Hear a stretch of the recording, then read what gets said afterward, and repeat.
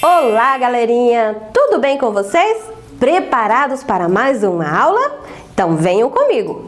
Você sabe que cada país tem um tipo de moeda, ou seja, dinheiro diferente? Para começar a nossa aula, nós vamos perguntar para alguns amigos se eles sabem o nome de moedas de outros países. Isso se chama teste de conhecimento. Venham comigo! Vamos ver se eles estão por dentro do assunto.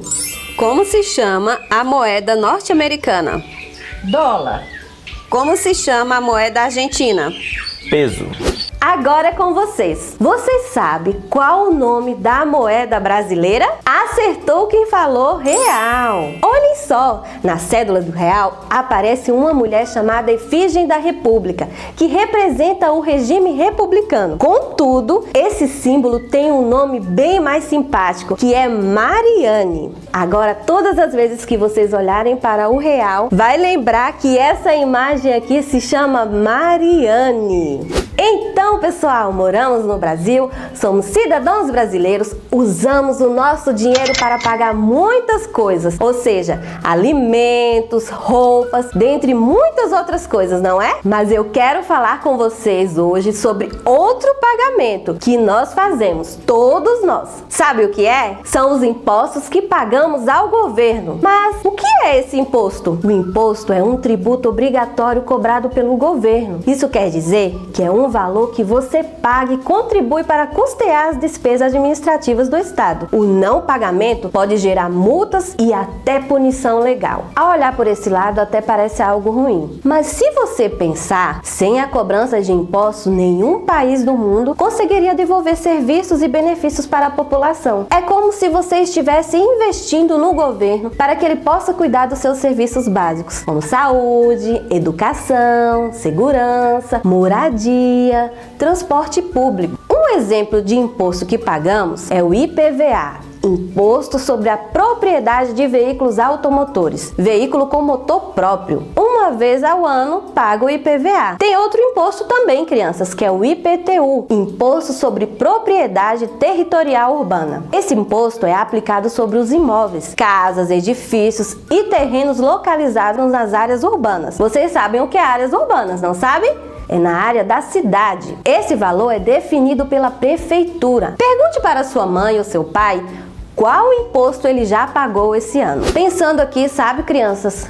Será que lá no tempo de Jesus ele pagou impostos? Vamos descobrir com uma história que eu tirei lá do livro do Criador? Quando Jesus viveu nesse mundo, um imposto que equivalia a 2 dias de trabalho era cobrado de todas as pessoas que tinham mais de 20 anos. Era assim, eles trabalhavam por 30 dias e desses 30 dias, 2 dias eram entregues aos cobradores de impostos. Vamos ver a história? Um dia, cobradores de impostos do templo perguntaram a Pedro: o mestre de vocês não paga o imposto para o templo? O templo é a igreja. Claro que paga, respondeu Pedro. Mas Pedro estava na dúvida. Será que ele paga imposto? O que vocês acham? Jesus deveria pagar imposto? Então Pedro ficou cheio de dúvidas e foi para casa. Chegando em casa, Jesus perguntou para Pedro: Pedro, de quem é que os reis cobram os impostos? Dos filhos ou dos estranhos? Pedro respondeu: é dos estranhos. E Jesus questionou: nesse caso, os filhos estão dispensados de pagar. Jesus estava se referindo a ele, que é filho do rei. Mas para que essa gente não pense mal de nós, vai ao lago e lance uma linha de pescar. Nossa, que estranho, vai ao lago e lança uma linha de pescar? O que será que o Pedro vai fazer no lago? Acredito que ele vai pescar. E vocês, já pescaram alguma vez?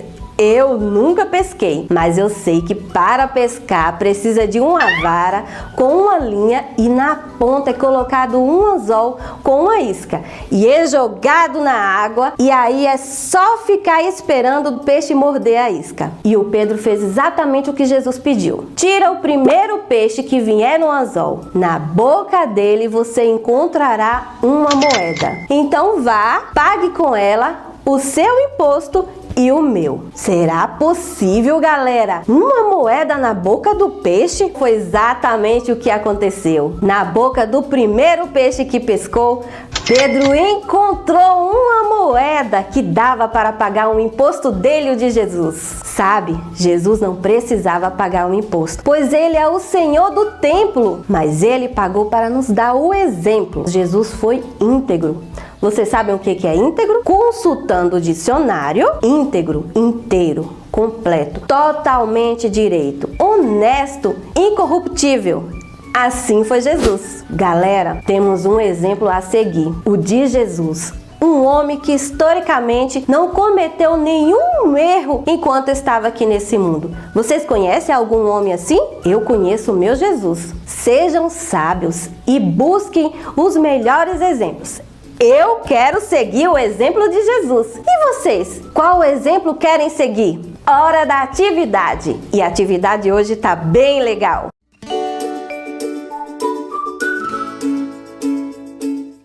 Olhem só que legal! Na atividade de hoje tem uma cena onde vocês irão colorir essa cena. Em seguida tem o resumo da história. Sabe o que eu quero que vocês façam? Leiam essa história, contem essa história para seu irmão, irmã, seu pai, sua mãe, seu tio, sua tia. Lembra do teste de conhecimento? Faça o teste de conhecimento com eles. Olha que legal! Uma atividade para fazer em família.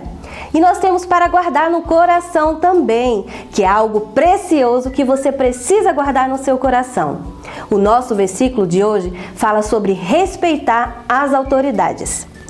Orem pelos reis e por todos os outros que têm autoridade, para que possamos viver uma vida calma e pacífica, com dedicação a Deus e respeito aos outros. Esse versículo está lá no livro de 1 Timóteo, no capítulo 2, versículo 2. Quem são as nossas autoridades que nós precisamos respeitar e orar por eles? Pense aí um pouquinho. Na sua casa, quem são as autoridades? Seu pai, sua mãe ou algum adulto que é responsável por você. E na nossa cidade, quem são os responsáveis? O prefeito, os vereadores. E na escola, quem são as autoridades da escola? O diretor, o coordenador, todos os professores ali da escola. Então respeitem e orem por eles. Um beijo enorme e se preparem que na próxima aula tem uma surpresa bem legal. Espero vocês!